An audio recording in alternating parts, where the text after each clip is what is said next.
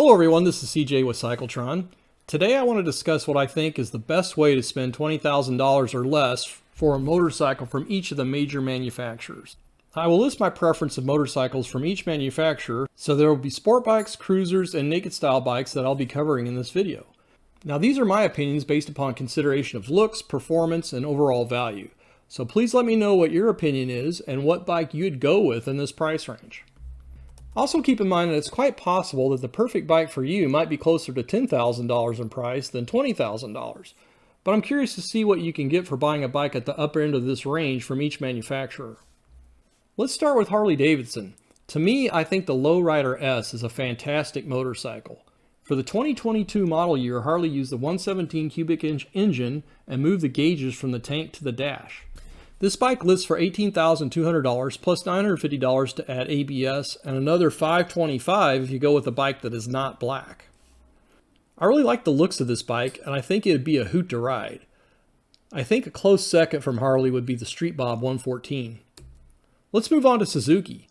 Now you could argue that a GSX R1000 would be the way to go, and you really wouldn't be wrong there, but if you were to spend a few $1,000s more, you could get the Gen 3 Hayabusa that was introduced in the 2022 model year. Currently, this bike retails for $18,600. I bought my 2023 Hayabusa this past October, having fallen in love with the bike when I took one out for a demo ride in July. This bike is so smooth and powerful. It comes with a 1340cc liquid-cooled engine with upgraded internals for improved reliability, or for adding a turbo or supercharger, I suppose. This bike is particularly suited to larger riders, and as I have stated in a previous video, I think this bike is a better alternative to a cruiser-style motorcycle for many older, more experienced riders. Next, let's look at Indian motorcycles. The Indian FTR Carbon lists for $17,250. I have test-ridden other FTRs and found them to be very sporty, naked-style bike with excellent performance. The bike has a 1203cc liquid-cooled V-twin engine which is rated at a peak 120 horsepower and 87 foot-pounds of torque. The FTR also comes with a very good 4-inch TFT display with the Ride Command software, which includes connectivity, navigation, and traffic features. Next, let's look at the offerings from Honda. To me, there are three main candidates: the Honda Rebel 1100 DCT, the CBR 1000RR, and the CB1000R Black Edition. If I were to buy one of these Hondas, I'd go with the CB1000R Black Edition. This bike to me has awesome looks and fantastic performance. It comes with a 998cc liquid-cooled inline 4-cylinder engine that pumps out 143 horsepower and 77 foot-pounds of torque.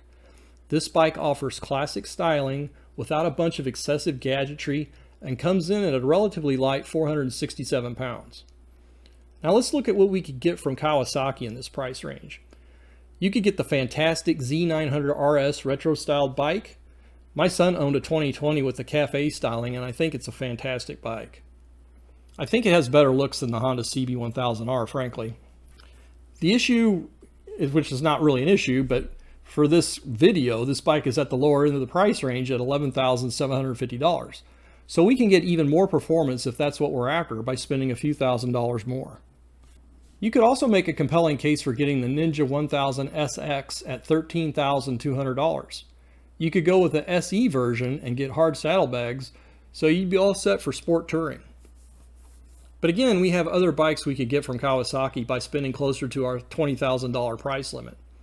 That being the case, you'd have to strongly consider getting the Ninja ZX14R at $16,500. I was actually thinking about picking one of these up earlier this year, and while I was thinking about it, someone else got it. This bike has a 1441cc liquid-cooled inline 4-cylinder engine and produces an eye-watering 208 horsepower and 113 foot-pounds of torque. This bike is a fantastic performer in much the same way as the Suzuki Hayabusa. However, unlike the Hayabusa, the ZX14R has been unchanged over the last several model years, and if you're looking for the latest electronic packages, this bike is behind in that regard. So I just told you about three fantastic Kawasaki's, but I'd actually go for the fourth bike, which is the ZH2 at a price of $18,500. It delivers some really unique features relative to these other bikes. I really like the looks of this bike, which I'm sure is not for everyone. But the standout feature of the ZH2 is the 998cc liquid-cooled inline 4-cylinder supercharged engine, which is rated at 197 horsepower and 101 foot-pounds of torque in a bike that weighs 529 pounds. Now let's look at Aprilia. I'd go for the V4 Tuono, which is relatively cheap given the performance that you get. This bike has a list price of around $16,000 and comes with a 1077cc liquid-cooled V4 engine that is rated at 175 horsepower and 89 foot-pounds of torque in a bike that only weighs around 425 pounds wet. The factory version of this bike, which comes with a more advanced electronic suspension, has a price of $19,500. Moving on to BMW, we find that they have many of their models priced between $10,000 and $20,000. So to get as much bike that we can for the money and remain under $20,000, we could look at, say, an R1250RS or R1250R at around $16,000. The R1250RS looks awesome in my opinion. It comes with a 1254cc liquid-cooled opposed twin-cylinder engine that is rated at 136 horsepower and 105 foot-pounds of torque. This bike weighs 527 pounds. But I'd say that if you're even more performance-oriented, you might want to go with an S1000R and hold back on an option or two to stay under the $20,000 price point. I like the looks of the R1250RS much more, so I'd pick that bike. Now it's time to look at Yamaha. Again, there's some really great bikes that they offer that are under $13,000. However, if I'm looking to maximize performance and stay under my $20,000 list price, I'd have to go with the YZF R1. This bike has a list price of $18,000 and has a 998cc liquid-cooled inline 4-cylinder engine, which is rated at 198 horsepower and 83 foot-pounds of torque. One of the unique features of this bike is the cross-plane firing sequence, which many people consider makes this an excellent bike for riding curvy roads or for taking it to the track. And of course, this bike comes with advanced braking and electronics packages. Next is Ducati. Most of their bikes that they offer are over the $20,000 mark, but the few that are under $20,000, I'd have to look at a bike that has their 937cc liquid-cooled V-twin engine, such as the new Desert X or the Super Sport 950S. This engine is rated at 110 horsepower and 69 foot-pounds of torque. These bikes weigh only 430 pounds wet in the Super Sport S and 491 pounds in the Desert X configuration. For me, since I don't do off-road riding, I would definitely go with the Super Sport S. I think it's a fantastic bike and no doubt is a blast to ride. Next, let's look at Triumph. Most of their bike models are under $20,000. Picking a single bike at this price point is a tougher proposition. Do you go with the 1200 Tiger GT at $19,600? Or what about the Speed Twin at $12,900? Or how about a Thruxton RS at $17,000? Or what about the absolutely bonkers Speed Triple 1200 RS?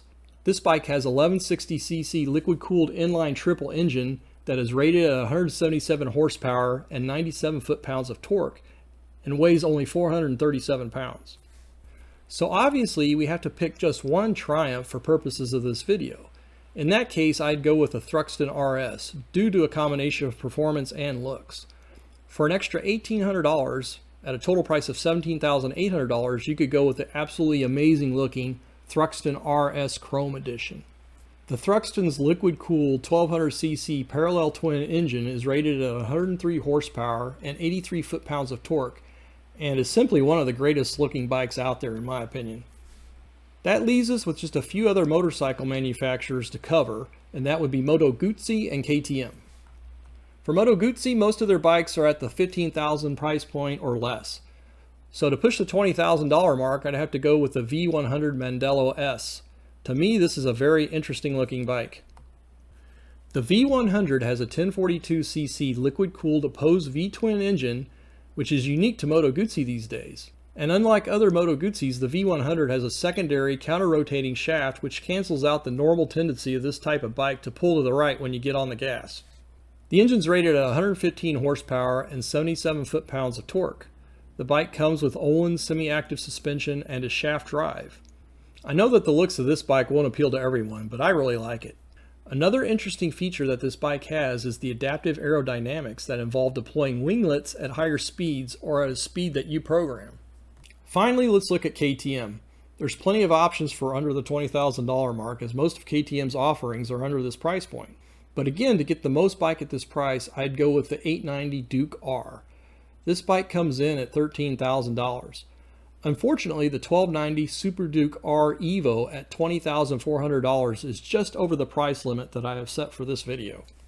So going back to the 890 Duke R, you have an 889cc liquid-cooled single-cylinder engine that is rated at 121 horsepower and 73 foot-pounds of torque. This bike has a very low wet weight of only 405 pounds. I imagine that this is another bike that is just a complete blast to ride. So there you have it. Have I missed any motorcycle manufacturers that I should have added to my list for bikes that are under $20,000 in price? Please let me know your thoughts on this topic, and please stay tuned for future videos.